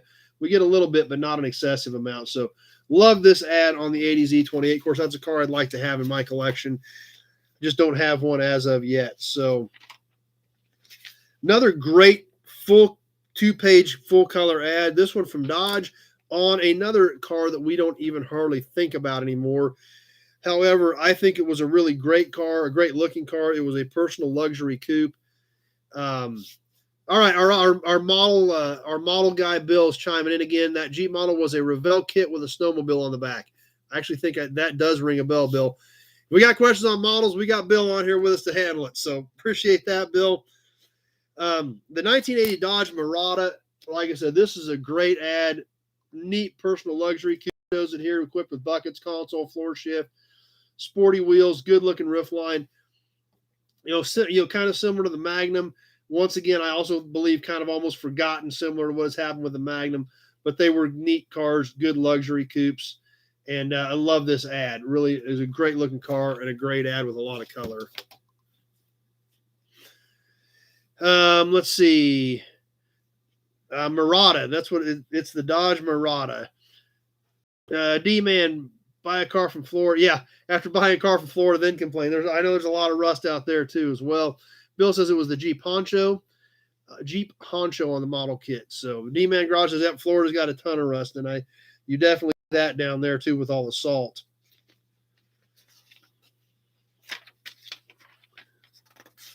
Speaking of kit cars, this is something I hadn't heard of for in a while. At that time, it was a pretty big deal in 1979. The Gazelle. The Gazelle kit car, classic motor carriages, world's largest manufacturer of replica car assemblies, represents the Gazelle, the modern replica of the 1929 Mercedes SSK. So there's a whole full-page ad on the Gazelle, which was a kit car of a Mercedes. There again, back in the 70s, these things were pretty popular. They were all the rage. The Shea replicas came out, which I believe was by this company as well. They were actually offered through Ford dealers. So, definitely a big, big deal back in that era. Almost kind of a window of time in the collector car world that a lot of people don't even think about anymore, but was very significant in its day. It was a pretty big deal. So,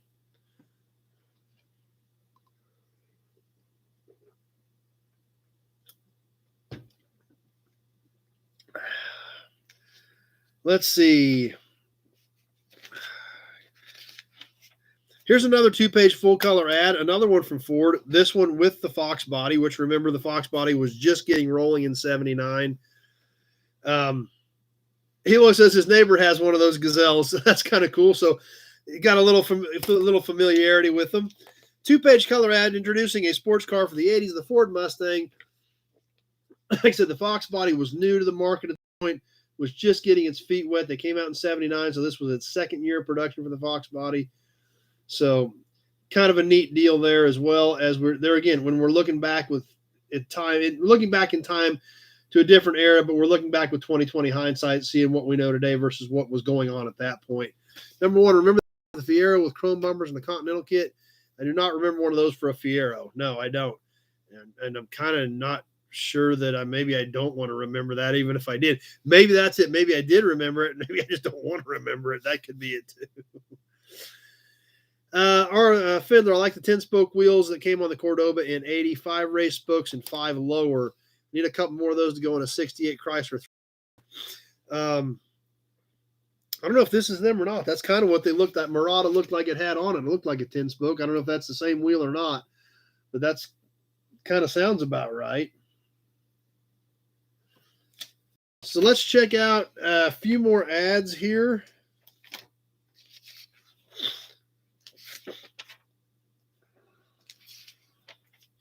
And Ford has another color ad. This one for the legendary Pinto.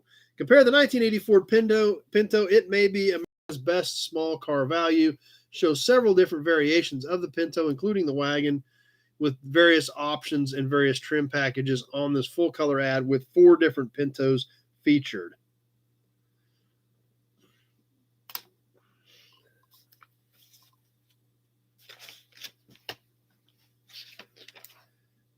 I think we got 2 more ads that we want to catch here. This next ad's very interesting. I thought this was kind of cool. I'm going to show you the picture, and then I'm going to read you some of the text. No turkey hunt tonight. Big job. I was all excited. Grabbed a magazine from 1979 looking for the wild turkey ad. No wild turkey ad. But I already had part of the, I'd already been through, I already had a lot of my notes done for the magazine, so we had to roll with it. But yep, unfortunately, no turkey hunt tonight. Yes, Darren, I do remember the Ford Fiestas.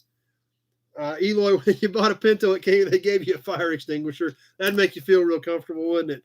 And actually, by 1980, I think that was all solved. It was just that first year or two of production that had that issue.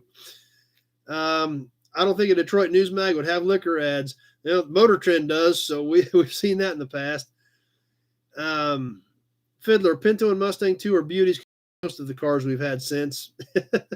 Yeah, dig deeper. I couldn't find it. I specifically looked for the wild turkey ad, couldn't find it. So if you haven't been hanging out here with us on here before, typically when we get into the magazines from the late 70s, they have an iconic about a quarter-page ad for wild turkey bourbon, and it is a picture of a flying turkey that it was a painting. I remember it from a kid vividly seeing it in ads. So it's a running joke if we're doing a magazine from the 70s to go on the turkey hunt and find the wild turkey ad. So if you're new to us, that's what we're talking about when we're talking about the turkey. But this one I thought was pretty cool. This is the Prince onboard computer. This is it right here. It apparently was set to mount on a dashboard.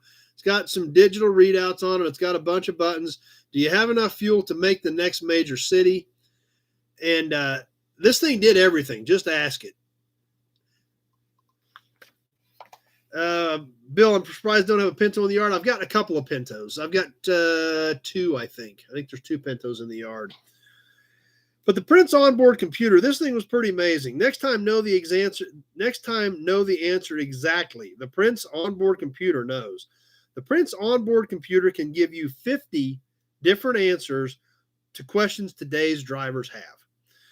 At the touch of a button, the microprocessor-controlled computer will tell you your miles per gallon, your cost per mile, your vehicle location, 1020 to all you CBers out there, your distance traveled, and your estimated time of arrival. Plus, it has 5 memories that can be set to call you 1 mile before you get to a detour, radar trap, or gas station. Now, today, that's what this thing's for. It's all right here on your phone. Just punch a button, and away you go. So today, that is pretty common. It's all done on our phone, and half this stuff is automatically on the dash of the vehicle anymore anyway. But back in 1979, you had to order now for $199.95 to get your Prince onboard computer to tell you all this stuff. So from what I remember about this type of stuff when I was a kid, it took you longer you could have done all this stuff manually by hand before you could have made this thing do it. But anyway, there again, technology from 1979 that is cool to look back at and see what they were doing and how they were promoting it.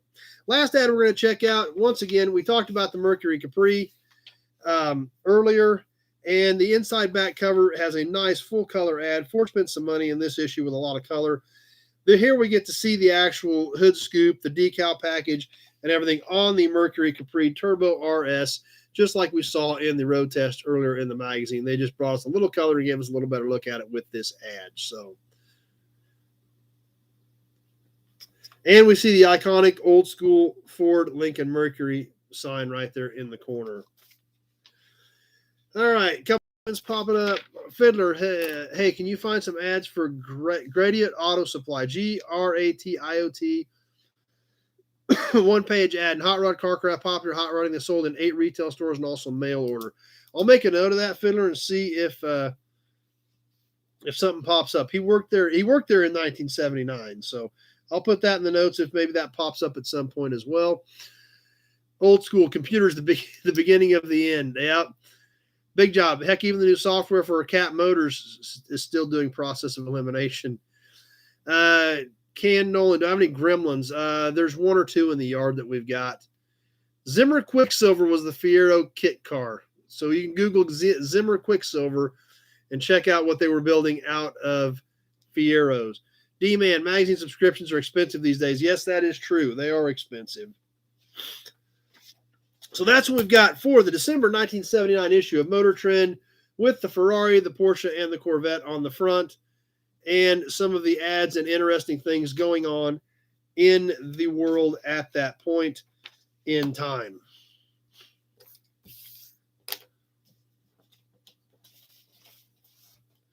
So let's do some trivia. Let's talk about the raffle.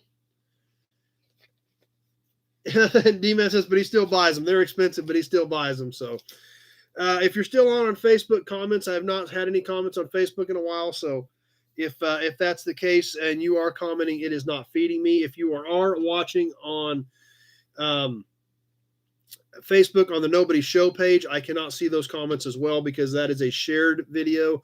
I am on the Nobody Else's Auto page. Brett from La Crosse is on. I didn't even see you pop up on there. You got kind of lost in some other comments there. I apologize for missing you when you commented.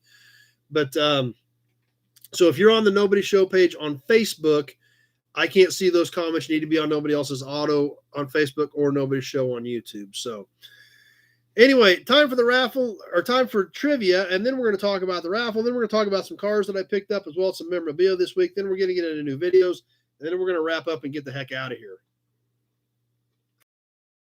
Tonight for the raffle, I'm going to give away another little. I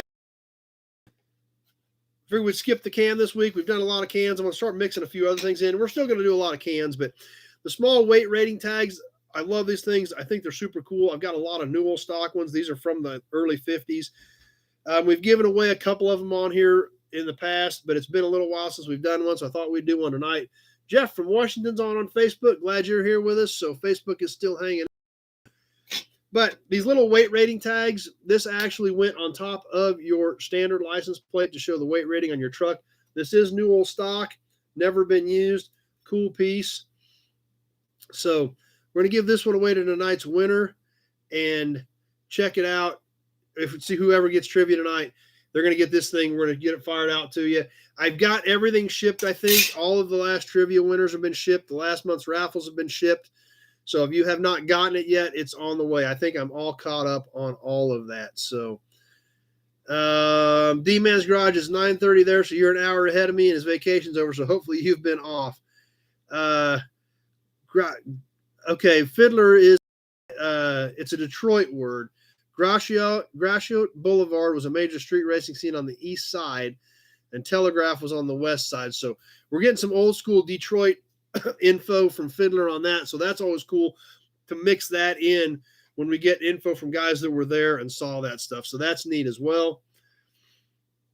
But tonight for the 2.5 ton weight rating license plate topper. Yeah, Jason got his hat the other day, so perfect. That stuff is rolling out. Glad things are rolling in. On Toy Tuesday last week, looked at a bunch of cool toys.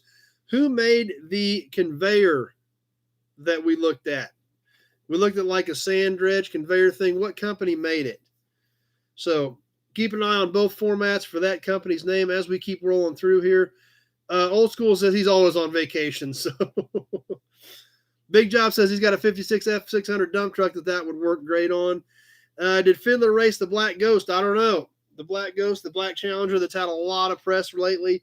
Neat story behind that car. Let's see. A few guesses coming in. Nothing yet. D-Man says in 5 years he plans on semi-retirement. So keeping an eye on both formats, watching the answers, but I do not have a winner as of yet. Brandon 79 Magnum was a great looking car, and it actually was. Those Magnums were great cars. I thought they were really neat. Fiddler, hey, do you have a good supply of vintage license plates? I need a pair of California plates from 49 to 52. I don't have anything there. I've got a lot of plates, but obviously the majority of it is Kansas. There we go. Old School got it. It is a Buddy L. So Old School is our winner tonight. And then number one got it right after that. So, but Old School was first, so got him down. It was a Buddy L piece. Yeah, they were about the same time. So he threw a jinx on Old School, telling me he owes him a beer. So not a bad plan there. But yep, that's what it was. We checked out the dump truck, the trash truck that I had as well. That was a great piece. Really excited about that. So Eloy says he's got some old plates in Oregon. So if you've got some 49 to 52 Californias, Fiddler could probably use those. If you've got California plates since you're out that direction. That's right, Old School. You're out next week, but that's okay. Like I said, that just keeps it a little more fair for everybody. So not a big deal, but you'll be back in a couple weeks. So, which in a couple weeks is something that we need to talk about. I want your guys' opinion on a couple weeks. That 31st, I don't think I'm going to be in town. I might be, but that's still up in the air. I've got some stuff going on that weekend. I don't know if I'm going to be back on Sunday night.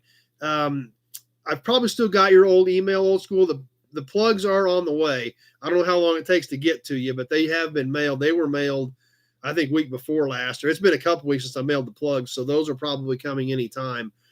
But I'll double check and see. I think I do still have it. Fiddler, he heard the stories but didn't race. Gratiot Auto Supply, co-worker at a six-pack Cuda that drove to work on slicks, primer black, and he knew another guy that had a Hemi Challenger that did too. But so anyway, on the 31st, which is going to be, since it is, and that's also Halloween. So, my question is, do you guys still want to go ahead and do something? If I'm out of town, I'll absolutely do something. If I can, even if I just set up off my laptop and run on YouTube at the hotel, I'll do something. Let's see. What's on BW's list of 150 trim beside the dash? Oh, on those parts that they were needing on some of that 55, 56 Chevy stuff. That's right. Big job Ford. California plate cop took mine away for having on a 65 Mustang just for sitting in the driveway. But anyway, on Halloween in 2 weeks, I think I'm probably not going to be in town. Like I said, I can absolutely do a live. However, we may just be on YouTube again. But we can't do the raffle drawing if I'm not here with everything. So I don't know what's going to be the best plan of attack, but I kind of want your guys' opinion. If we push the raffle off to the first week of November, or we can announce the next raffle, prior to that, because I got something up my sleeve for the next raffle, actually. On like November 7th for the promos, but already have the new raffle going as well. So think about that for next week. Elsa, just whatever works for you. Well, I appreciate that. So we're missing some other comments. So we got a bunch of stuff pop up. Fiddler Challenger with flames featured in CarCraft in '79. The car you remembered. Old School 30-minute live stream would suffice. It would be a shorter one. Obviously I don't plan these to be this long. It just rolls with whatever we've got going. And we get a lot of comments, and I don't want to cut anybody off, and I don't want to short anybody. So that's why we end up going longer than I had planned, but I don't want to cut anybody off when everybody's playing along. So let's see, D-Man's Garage, some liberal states are just with the mail delays. I don't know how long it takes to get to Canada. I've shipped your stuff before, but I don't know how long it takes to get there. Let's see, Tunnel Ram on that Challenger that remembered.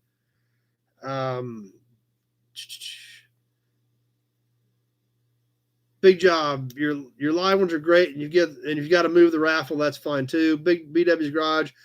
Okay, he thinks he's getting some of that stuff rounded up for that 55, 56 bill. Jason's just along for the ride.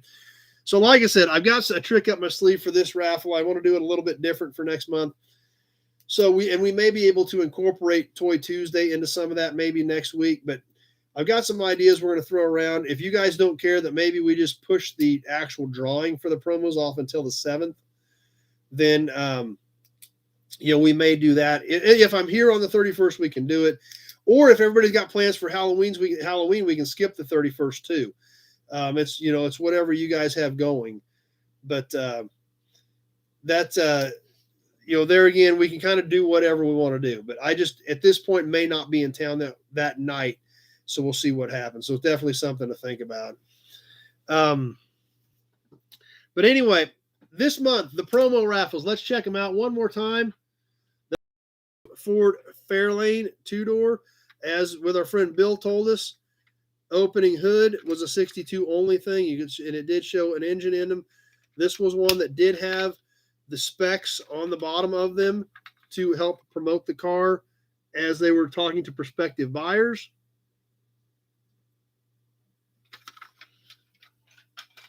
The 1960 Ford Falcon, the little 2-door sedan.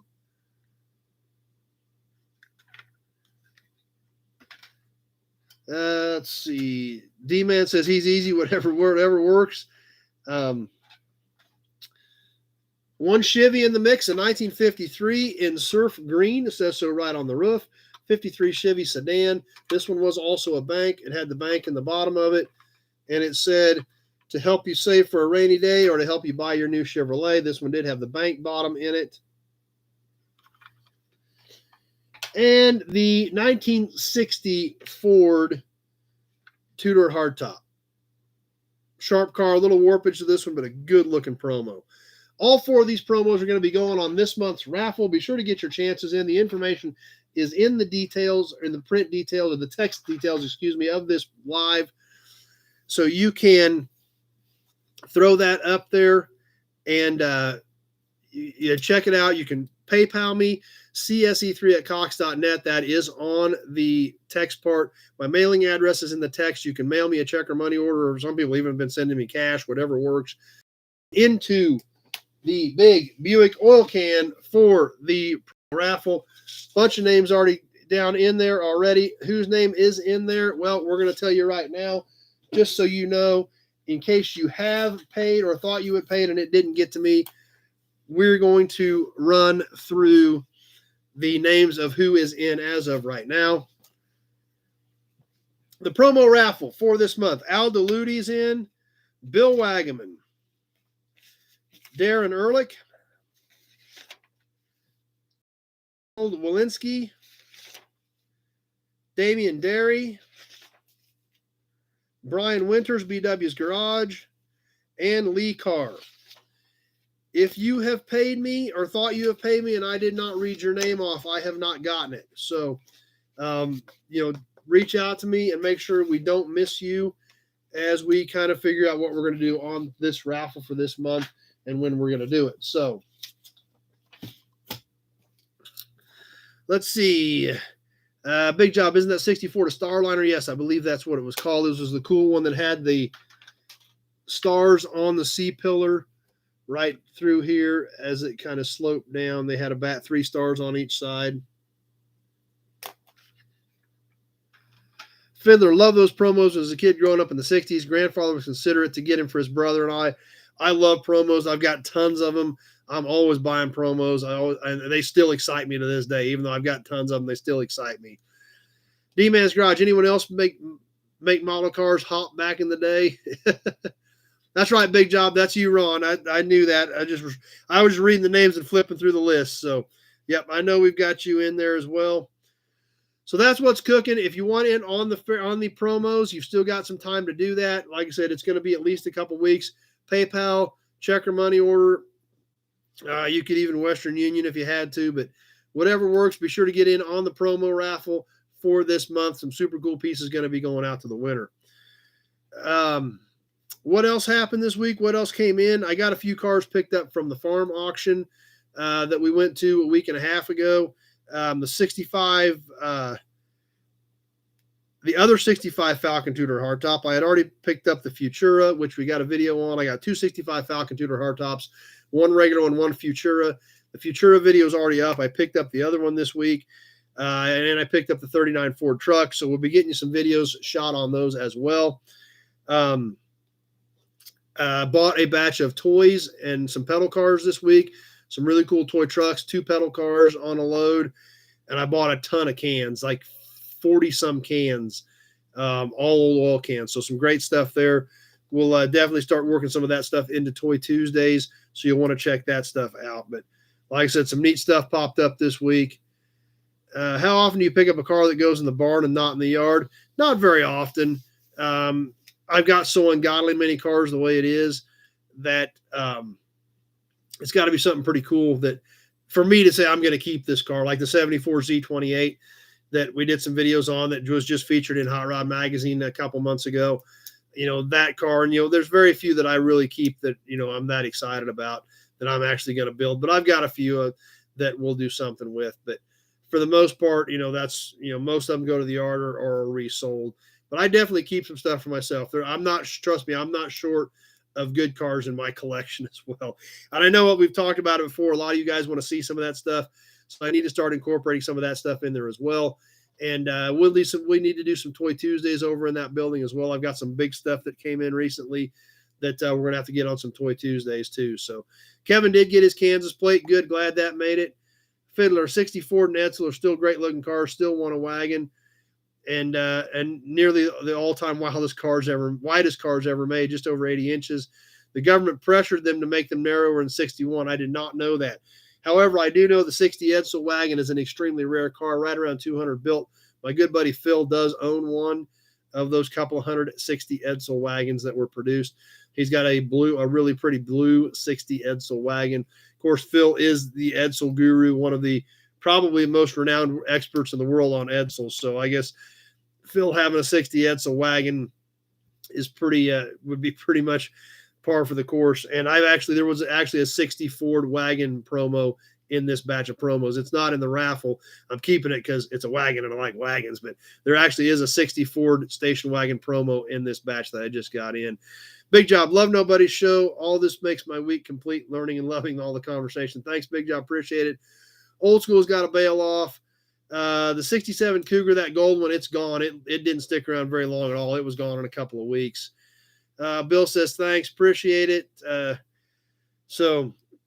That's thanks. Appreciate all you guys swinging by. That's what came in this week. What's coming up on videos? One more from the Pioneer Auto Show to start the week, plus some of this new inventory. Got some of that stuff shot. Toy Tuesday, obviously 7 o'clock Tuesday evening. We will definitely be doing that as well. And like I said, I've had a ton of this stuff come in. A lot of stuff we got to get worked into Toy Tuesday because it's stacking up, and I don't want to miss any of it. And don't want to forget to share it with some of you guys because I love your comments, your feedback, and enjoy doing it. So anyway, I guess that pretty much gets us. That's pretty much what we've got for tonight. Like I said, keep your ears or keep your minds open to what you might want to do on Halloween night if we even want to do anything. If I'm on the road, if so, we may do a short version from wherever I'm at. Fiddler, yeah, I've got a lot of project cars. I need to talk like this to get me energized. I need to talk like this to get me energized to work on them. So, but that's what we're here for. It's a great group. It's building. I appreciate some of you guys inviting your friends into it, helping it grow, helping share knowledge, and making it fun. So that's what's great about it. I appreciate everybody being here. I appreciate you stopping by, spending what's turning into a lot of your Sunday evening with me and with us, with the group that we have on here and the group that we're building that is becoming this Sunday Night Live chat thing that it's actually growing into something. So crazy to think about. 83 episodes down. This was number 83. Show the Camaro rendering on Facebook. Okay, let me get that out and we'll throw that up there. Any 75 to 77 Camaros for sale. I've got 177 that is an intact roller, no motor or tranny, but it's a decent body. James, there is a video on that car if you want to check that out and give me a shout on it. It's been around for about a year, but I just got the title work done on it this year. So that 77 is a possibility as far as a builder. Thanks, Kevin. Appreciate you being here and everybody that helps make this thing what it has become. I'm opening the magazine right now to go to the Detroit report for the Camaro rendering. I can always text you a picture of that too as well. Number one, if you wanted to call me on that, I can get that off to you. So Randy wants to see it again too, so we can try to throw that up. And maybe we start throwing a few highlights up on the Facebook page of some still pictures of some of this stuff that we're doing as kind of a recap. So maybe that's something we start doing on Facebook too, something else to think about. Maybe on Monday I throw up a recap with some pictures, maybe a couple of pictures out of the magazine, picture whatever the raffle is, picture of the badge that we discussed.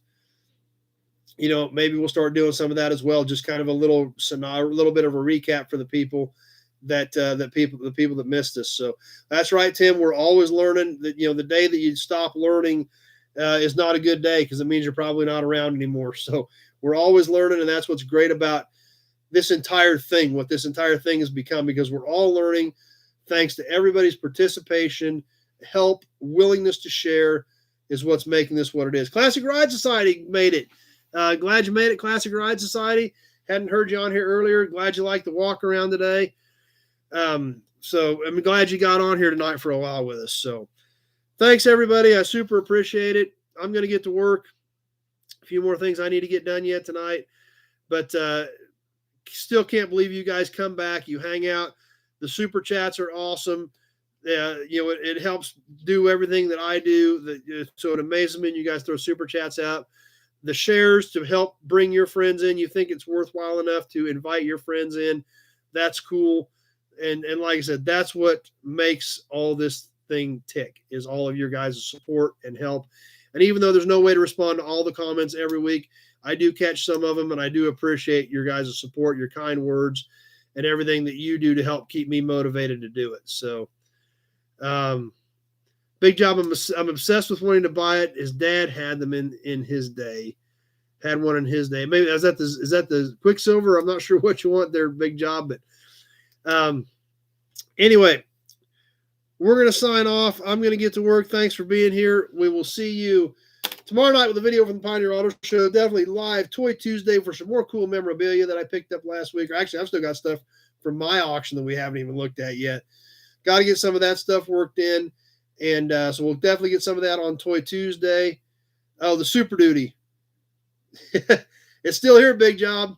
But I'm going to put it on Facebook probably this week. So it's a cool truck. I love the thing. A neat ride. Needs to be in your stable because you've got some killer trucks. Wednesday and Friday, we will probably have some of this new inventory that's been coming in. I've got some more. So I've already got some of that stuff in the can. So we've got to get some of that new inventory fed. Plus, I've still got all these videos from that buddy of mine's yard I stopped by a couple months ago that we need to get worked into as well. So lots of cool stuff coming up. Appreciate everybody being here. Thanks for stopping by. Thanks for helping make this what it is. And thanks for support. We will see you live Tuesday on Toy Tuesday. And be sure to check out the other videos this week. Thanks for being here. See you next week for sure on Sunday Night Live Chat.